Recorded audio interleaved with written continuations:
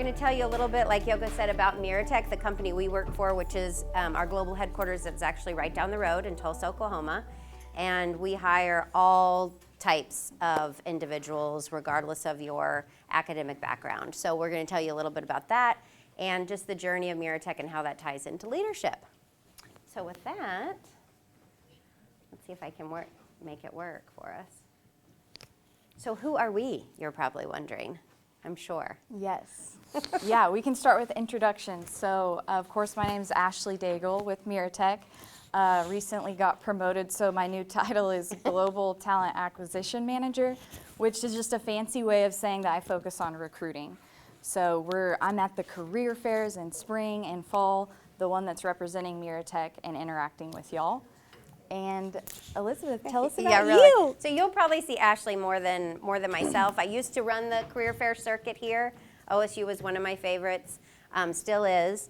But yeah, as we're growing, we've had to expand our team. So you're going to see Ashley at career fairs, on-campus interviews, a variety of things, more leadership institute experiences, as her team grows as well. So a little bit about me, I'm Elizabeth Burden, as we mentioned. I oversee, so at MIRATECH, which is unique, but you're going to see this happening throughout companies as they get more focused on the people side of the business. So what you're doing right now with your leadership development is so critical regardless of where you end up, because companies have learned, the statistics will show that culture eats strategy for breakfast.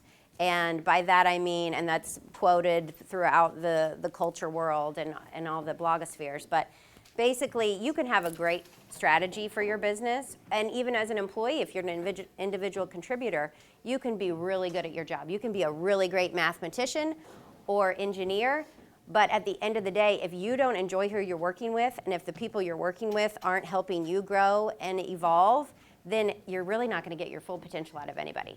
So MIRATECH has really, over the past, we have a new CEO that's been there, 12 years. He was appointed as CEO about 6 years ago, and he really revamped the people side of the business.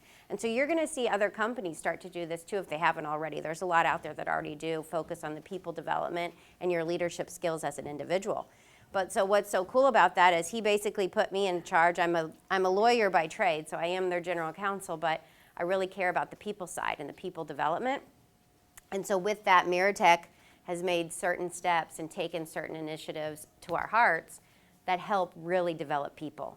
And so you're going to hear a little bit about that. Also, part of your own leadership development and bringing your full self to the table is really being free to be me. So Ashley and I are obsessed with animals. Mm-hmm. I just chose a few. We could really have done a whole PowerPoint on animals and all the animals we love. And of course, we're both from Oklahoma, so we put a little home from Oklahoma. But I wanted to highlight that before we get into the nitty-gritty, to really don't be afraid to bring your whole self.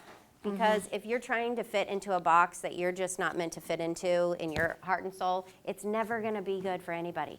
You really, the authentic side of yourself is really what's going to shine, no matter what that means. I mean, as long as you're kind and not harming anybody. But if you're the kind, authentic side of yourself is really what's impactful to business. So, unlike many presentations with PowerPoint, this is actually a designated cell phone zone. So sorry, Yoko, and anyone who tells you put your cell phones away during presentations. Oh, that's perfect. So see, that was right on cue. We planned that.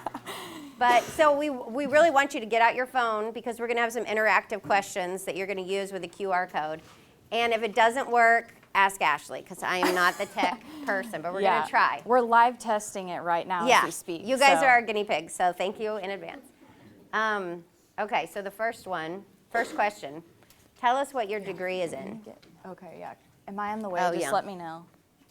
And if you need us to grab your phones and come closer. Like I said, we're testing it for the first time, so. Yeah. From this far away. Is it working for, good, we've got some responses coming in. Hey, it's working, Ash. See, this is why she gets promoted, and she doesn't even know it. She's like, yep, got promoted, this is why. Okay. Very interesting. Mm-hmm. Oh, we got some marketing peeps.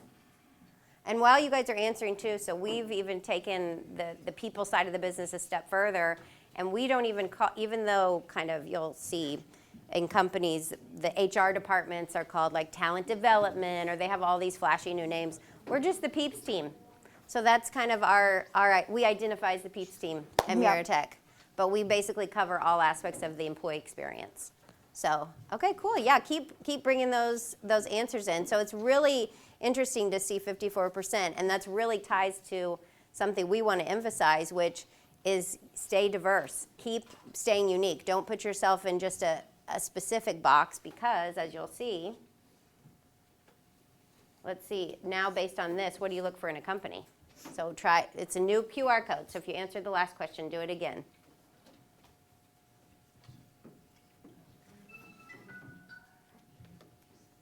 Is it working for people? So it all ties together. Here we go. Career growth, culture. So companies these days, and can this side see the QR code? Sorry if I'm blocking. I like to walk around. But you'll see a lot of companies in the past said, oh, base pay is what everyone cares about. Just what's the wage? Yeah, and there's money. so much. Yeah, what's the money? What do you like to say? Money talks. Money talks. Yeah, that's Ashley's world. But there's so many different indicators, and you could get a group of any age individuals in a room like this, and you're going to see a lot of similarities, regardless of your age. So keep that in mind too. And as the world evolves with globalization, and there's so much happening in the tech space, these attributes, what attracts people, the human race, to a meaningful part of our jobs, is really going to evolve and change as well. So career growth, that's great. You guys are all in the right place then if you're interested in career growth. So here's a pop quiz for you, and it's all going to tie back together. What percentage of graduates currently work in a career related to their college major? Let's see how many of you guys get it right. I bet this group, I feel like this room's pretty intelligent, so I bet you guys are going to get it. Oh, wow.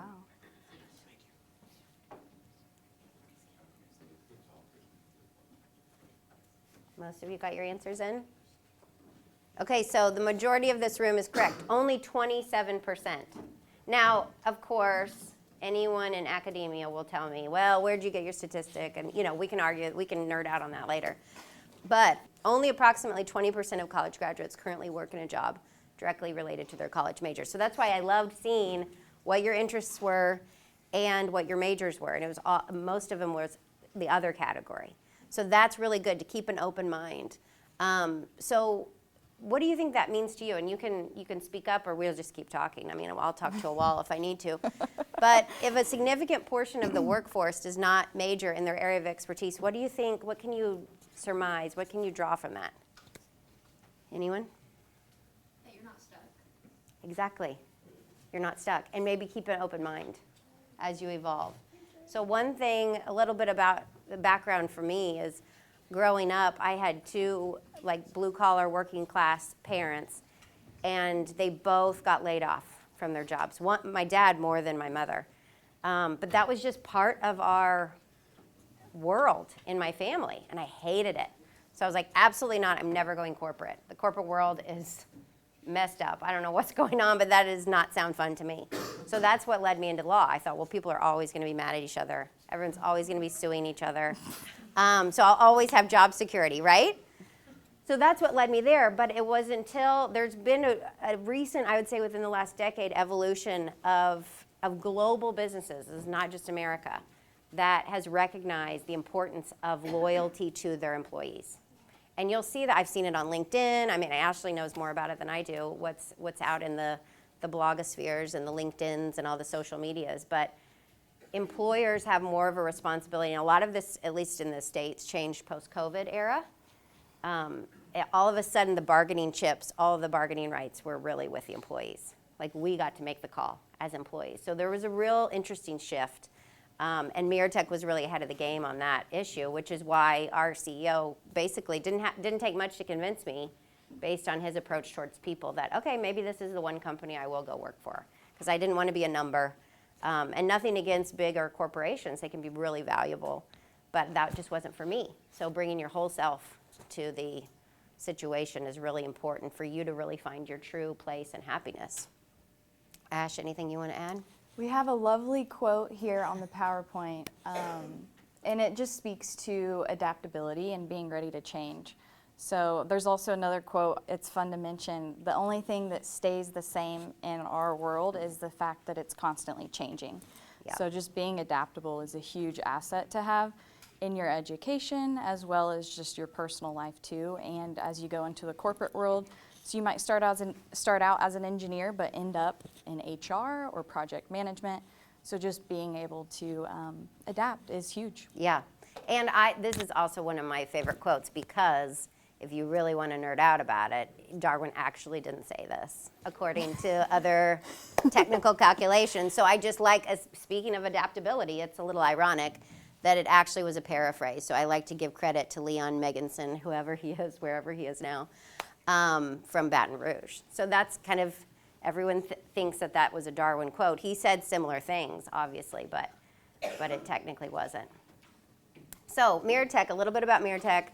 I promise I won't bore you too much, but my favorite part of the story is really these two guys up top. They both had young families. They were living on the East Coast, and they were working for, gosh, this huge company that will remain nameless for legal reasons. But anyway, but they were working and they were providing, so what MIRATECH really does is provide industrial size emissions, so pollution reduction and noise pollution reduction technology to large-scale industrial engines, mostly standby power, backup engines.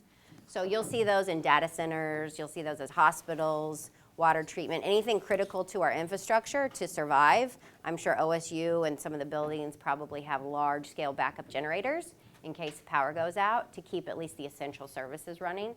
So when those kick on, most of those, although we are fuel agnostic, you can put any type of fuel as long as it's a combustion engine, we will ensure that the emissions that come out of that is clean air. It's not creating more pollution. So we really love the environment. So these two fellas, Jim and Bill, the Jim and Bill story, they worked together at this large company and they realized that customers wanted more emission pollution control. And their industry was more like backup power. We can get you a generator real fast. That was their thing. We can get it to you by tomorrow. But no one really cared about the emissions and what pollutants were being put in the air. So they kind of created a little product, and the company thought, oh, okay, yeah, you can be your creative genius off to the side, but we're really not going to make it a big part of our business. And they thought, nope, that's not true. We can there's a huge market out there. It's just going to keep growing as people care more about the environment. This is back in the 90s, early 90s.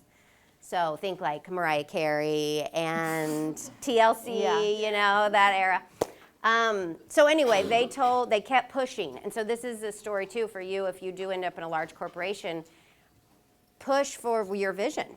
And some will respond, but if they don't, the Jim and Bill story is, so Bill actually went and said, you guys are dum-dums, and I'm gonna go start my own business and do this, and I'm gonna compete directly with your same customers. And then Bill left. And now Jim and Bill were best friends. And so Jim knew exactly what Bill was up to.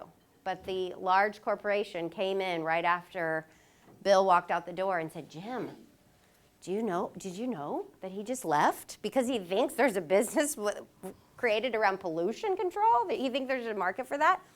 And Jim was like, I have no idea what you're talking about. I have no clue. And he left 2 weeks later. He put in his 2 weeks notice. So they took a chance on themselves. They had young kids, young families, and they moved to Tulsa, Oklahoma, just based on the market potential and where everything was happening then. I imagine it had a large part to do with oil and gas industry, because there's a large part of the oil fields that also use our services to help reduce pollution while they're pumping in the oil wells and moving oil anyway. That whole industry you guys probably know more about than I do. So put oil and gas off to the side, pollution control, how does this affect a lot of you in this world other than just caring in general about the earth and pollution? Well, Ash, our tech genius, can tell you. Yes. You guys probably know this, but. Yeah. So this I is know. just to make what we do relate to what you guys might know. So everybody has a phone which is related to the cloud, and these clouds, we like to call them the cloud, it actually does have a data center somewhere. So actually servers physical servers and a huge data center for like Facebook, Amazon, Google, you name it, Meta. They actually have physical locations and they have backup power as well. So we are helping to serve their backup power and making sure they're in compliance with environmental regulations.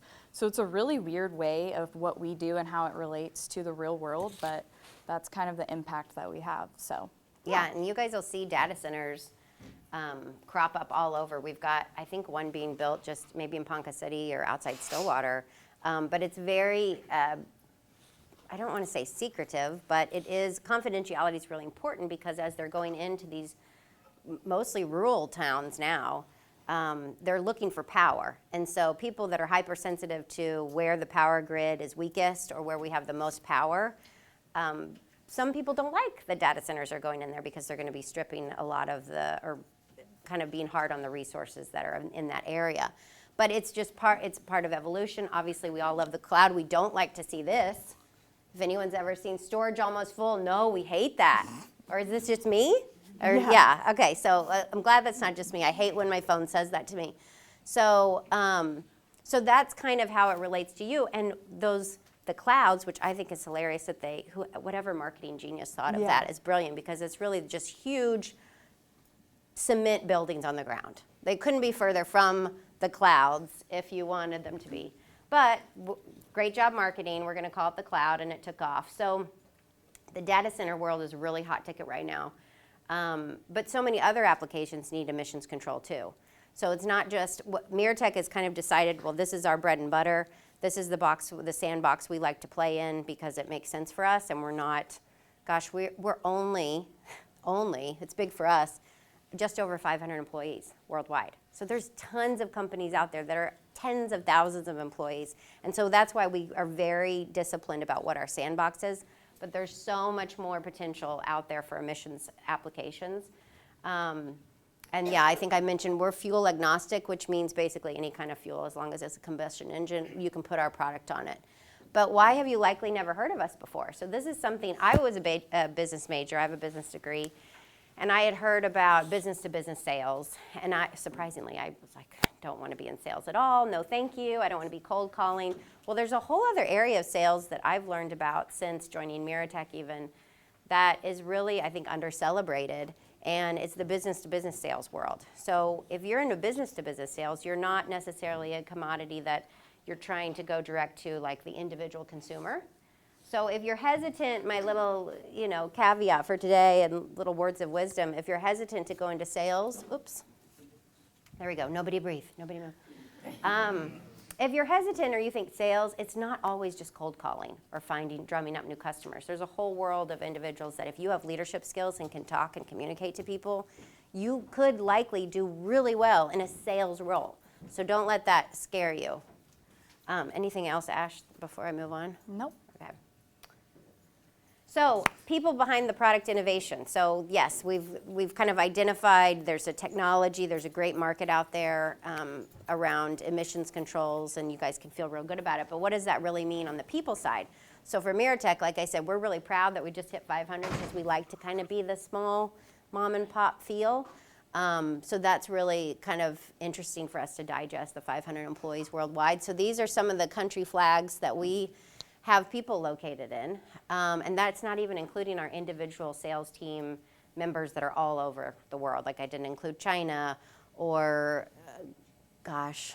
what other? Thailand. Yes. Chile. Yeah, Chile. Well, I think the Chilean flag's up there. But okay. Anyway, so U.S., Canada, Germany, we have brick and mortar locations in those countries, largely due to acquisitions. So that's another thing to think about. If you're joining a business, any kind, profit or not non-for-profit, really ask what their global growth strategy is if they have one. There are some businesses out there that are going to say, you know what, this is our sandbox, we're really good at this, and we're going to stay in Stillwater, Oklahoma, and we're going to do really good with Stillwater, and that may be perfect for you. But don't be afraid to ask, like, what is your growth strategy? Where do you see the business in 10 years? Employers love to ask, where do you see yourself in 5 years? Mm-hmm. And you're like, okay, let me go through my song and dance. Ask them. Where's the company going to be in 5 years? Where are they going to be in 10 years? I guarantee you that'll raise some really green, good flags for you as an individual. But it's also something every business should know. Anyone who's interviewing you should know where the company plans to be in 5, 10 years. So don't be afraid. I really encourage you to ask those questions. So anyway, we just love our global expansion, but I put little pictures, little groupings on here to show you, yes, we're a global business, but each of our locations is really a close-knit, kind of tight family. And even in our Tulsa location, this is our CEO, so don't ever be afraid to make fun of yourself. He loves the garden, since we're an emissions environmental company, and he gets mad when the cucumbers get to be too big. I still don't really know when to pick the cucumbers, okay? So, and I sit on the executive team, so don't be afraid to be like, I'm not a gardener. I love the planet, but I'm not gonna know when to pick the cucumbers. So we just love to make fun of him about that. This is our Houston location. We've got a ton of welders, so a lot of our headcount is direct labor manufacturing because they're physically welding the machine, the metal pieces that go on these large backup power engines. And so here's one of our products that go, and I couldn't tell you what application that's going to, but probably, it could be a power plant. I mean, it could be, it could be a data center. It's very large scale backup tiered power. And this is our German location. So see, just small groups. So also as you're looking and thinking about where you want to end up in the next phase of your life for work, really think about, don't be deterred if you're like, oh, I don't want to be part of a big company. Well, what does that really mean? Their marketing platform or their website may look like they're this huge business and you might be a number on a page, but really when you drill down, it really could be little pods of groups that really enjoy each other. So just depending on what you're looking for, keep that in mind. And then for all the more visual people that love an atlas, here's another graphic of kind of where we're sprinkled. And this is also a good piece to think about when you're interviewing with companies, like ask for a geographic map, like where are you guys located if it's not clear. Because sometimes, especially with the prevalence of more remote workers, companies don't necessarily, I mean, they know, the HR department definitely knows where everyone is located, but if you want to get a feel for the culture of that company and how they're spread out, anyone interviewing you should know or should be able to provide something like this. And explain, like even if it's remote work, how do they kind of manage and cultivate their culture amongst remote workers? So that's also a good question. And then just another graphic for you, our brick and mortar locations. So like I said, kind of a fun part too that I didn't realize, and Ashley can expand more, although she's primarily recruiting students like you, exempt kind of desk workers, if you will. A large part of our workforce is hourly direct labor, manufacturing. And I mean, no offense to the desk workers, those are my favorite employees. Like talk about the backbone of a business, the people that are showing up rain or shine and physically like putting their back into everything they're working on, the welding and the fab and the shipping, receiving, the paint people, wherever you end up working, everybody is equal in a business. So regardless if you're a new hire or your entry-level position, definitely seek out those roles that may be underappreciated and make it your point, I would say. I would encourage you to make it your point to really show your appreciation for those workers because it takes all kinds to make a successful business. There's no way we were just valued at $500 million, and there's no way we could have gotten there without every single hourly direct labor worker literally picking up metal sheets and carrying it to the next weld station. So it's as basic as that. And let me tell you, they know if you appreciate them and if you don't.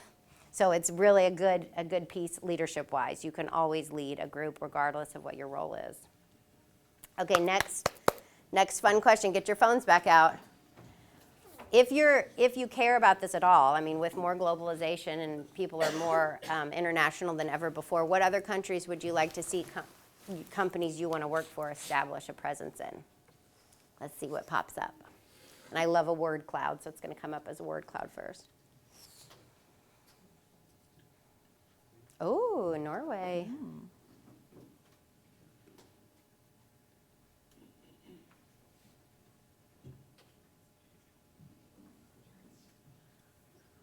These are like all the spots. People are like, I want a vacation here. Yeah, I want to visit. I want to work remotely in New Zealand for sure. Same. Yeah, put me on the New Zealand list. I'll go on that flight.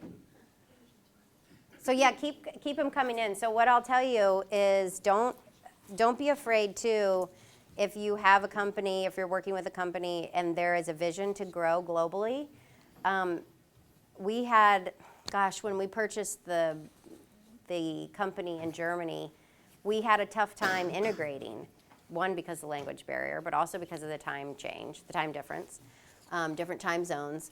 And I actually mentioned in a meeting, and you would have thought I said, you know, the sky is black. Like, it was the most ridiculous thing I could have said in the meeting. But I said, well, why don't we, surely we've got some young engineers that want to go move over there for a year. And the rest of the executive team was like, what? Well, send someone? Well, we need them. I'm like, well, they're not going away forever. They're going to be there doing the same work and showing. And we ended up, and they said, well, oh my gosh, who's going to want to do that? I said, well, let me just go ask the young engineers, okay? And I mean, hands went up, okay? And they're like, Oktoberfest in Germany, let's go.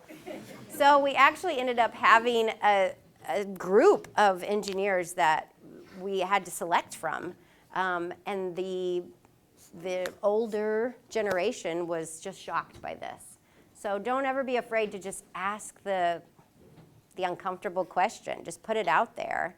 They may shoot you down, but then something great may come out of it too. Not even at that time. It may just plant a seed. So for example, with our German office, we ended up sending an engineer, and he had the time of his life. He also worked harder than he's ever worked in his life. But it really allowed us to evolve as a company and figure out, okay, how could we make this happen more often? There are some larger established companies that have these exchange programs just built in. So if that's something you're interested in, definitely don't be afraid to bring it up in the interview process or as internships as you decide where you want to work, because can be a great experience. Okay, so the books we like to read. And Yoko, keep me honest on time, because like I said, I could talk to a wall. Some people love to read books. Not everybody. My brother does not. I love books. But I will say, at least for MIRATECH, and we've been, consulted with, we've had consultants in and out, and all three, these are the three main ones that I hear from everybody. So if you're familiar with any of these books, you know. If you know, you know. IYK, UYK. But if not, I would encourage you, if you're thinking about going into the corporate world, these are really critical books, I would say. Especially the scaling up one is if your business wants to grow. So even if you're wanting to start your own business and grow your own business, that is a very easy read. There's lots of graphics. It's not boring at all, and you can kind of slice and dice what pieces you want to focus on. There's 4 main pillars: the people, the strategy, execution, and cash, and so you can kind of flip through it easily. Jim Collins, Good to Great, that's just one of his many books, but he's a great inspirational, particularly with leadership in growing businesses of all kinds. And then Extreme Ownership, I don't know if you're in a traditionally male-dominated world, but it's hard to tell, a 30-year engineering manager, hey, you really should read this book called, like, The Joy of Being a Manager with a rainbow on it. He's like, no, I'm not reading that. But Extreme Ownership, I loved it. It's basically 2 Navy SEALs that tell their story. I think they're Navy SEALs, but like high up in the military world, telling their stories about how leadership translates into all different facets of life. So it's a good read, and if you prefer to audiobook it, that's a fun one too, because you get to hear their voices, and then we went to Boat 6, and it really gets you. So, next interactive piece, what do you like to read? What are some, if you've read those books, click on them, and if you haven't, then say none. Yeah, this is a 2-parter question. Yeah. So we're trying to see, have any of y'all heard of those books we mentioned? Oh, let me get out the way. Especially if I do this voice. Does that remind you of Extreme Ownership? Yeah, I think Jocko has like a podcast. He does. On You YouTube. can, YouTube. So if like, you guys see him look on up there. Jocko for sure. Yeah. And we get no special. None. Yes. Okay, so there, you learned something today. Okay, someone's Oh. read Extreme Ownership. Okay. So see, just keep up the good work. I think, didn't we have There another was another question on there if you Oh. slide over. Oh yeah, sorry. Should be another question on your. See, this is Ash. Okay, here we go. Other books. Most influential book. Oh, okay. Tipping Point. Yep, that's a good one. Untold New Earth. Tara Westover Was that educated? Oh man, that's intense. But yeah, all good ones. Born to Win, it's a great one. So yeah, I just encourage you. I remember my dad used to tell me like, oh, read this book. I think he said like, it was that Stephen Covey, How to Win, Make Friends or Influence People or something. Yes. Yeah, that was a good one. But we just, honestly, we don't talk about it at work, so I didn't put it up there. Who Stole My Cheese was another short read. Yeah, that was a fun one. But again, I'm only putting up there what's relevant to us in MIRATECH, but that could help you. But it sounds like you guys are off to the races on that. Thanks, Ash, for pointing that out. So I've kind of briefly mentioned acquisitions, and if you want to own your own business or scale a business or even be more ingrained in the growth of a business that you work for, you could think about acquisitions in that way. It's a way to quickly scale your business. So I just wanted to put up here kind of MIRATECH, this is where we work, but this is the organization that was founded in 1992, but through time, we've purchased, that was AirSonic, that was Germany, PowerTherm, that was our 2023 acquisition in Houston, and then that's our Winnipeg, Canada location, and then Tennessee. So we're trying to vertically integrate, which allows us to be in all these different markets. So like we mentioned, power gen, energy infrastructure, so this is more pipeline systems, so the oil and gas fans in the room, and then OEM, those are original engineering manufacturers. So there's a lot of different applications for all kinds of pollution control. And then we put nerd alert, because sometimes we like to nerd out about stuff, but we won't waste your time too much on this. But these are just more of our, if you're an engine person, if you're a fan of engines, combustion engines, really I like it because it's colors of the rainbow. But if you might know like what these are. And like Ash says, like if you're interested in the kilowatts, you got all the kilowatts here. Yes. Anything you need. So if you want to nerd out about the type of engines we serve, we can get you these slides later too. Yeah, these are highly technical slides Yeah. probably coming up, so only the 8% of y'all will probably be interested. Yeah, the engineers in the room are really loving it. So this is our flywheel too. Some businesses kind of use the flywheel concept. This is the Jim Collins Good to Great, so it ties back to that book, to keep the business going. So understanding what part you play in the flywheel. Think of, I don't know if you guys like Soul Cycle or the Peloton or even any type of flywheel. But the idea is, hey, if these different departments all work together and really get moving and going, it becomes easier for the business to just keep moving and being successful. So we revisit our flywheel all the time. And then, of course, this is our kind of vertical integration strategy as well. So part of our acquisitions was to help manage the supply chain of our business. So regardless of what business you're in, it's always good to be engaged or kind of follow your supply chain because it can pose a lot of risks for you depending on what products or services you're selling. And it can provide a lot of opportunities for you too. And then, yeah, like Ashley mentioned, these are more highly technical. These are for the engineers or just digital computer people in the room, you're probably familiar with SolidWorks or FEA, CFD, all the different software we use. So even if you're not an engineer, if you're just a computer tech friendly person, if that doesn't scare you away, you really can learn so much in tech, just if you're interested. So we've expanded our software development team. We used to have just 2 people that were engineers that kind of monkeyed with the tech, the software that we home grow in our business. And now we have 2 separate teams, and offshore and nearshore team, all working on this. So it's a really great way to expand your opportunities.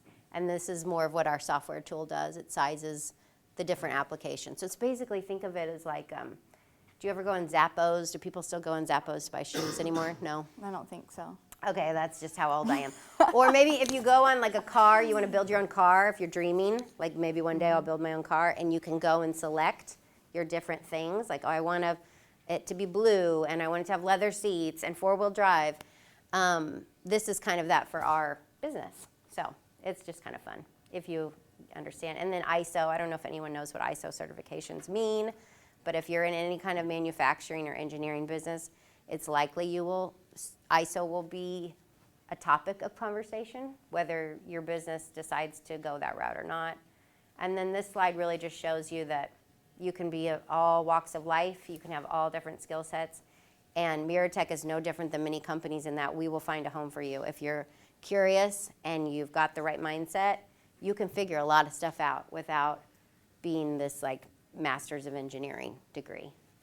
So just lean into what your strengths are. Oh, sorry. And then this is just another nerd out slide for the engineers. Can you tell the engineers built our PowerPoint for us? And then this is kind of shows too, Ashley and I joked that we should get a Lego set to show how products like all fit together for the more visual, hands-on people. This just is kind of a flow chart to show how it all comes together. So you've got your engine, and then all these other pieces are emissions-related solutions. So there's a lot of different opportunities out there too. Our contact info is up there, but thanks for showing up, and go Leadership Week, or Lead Week.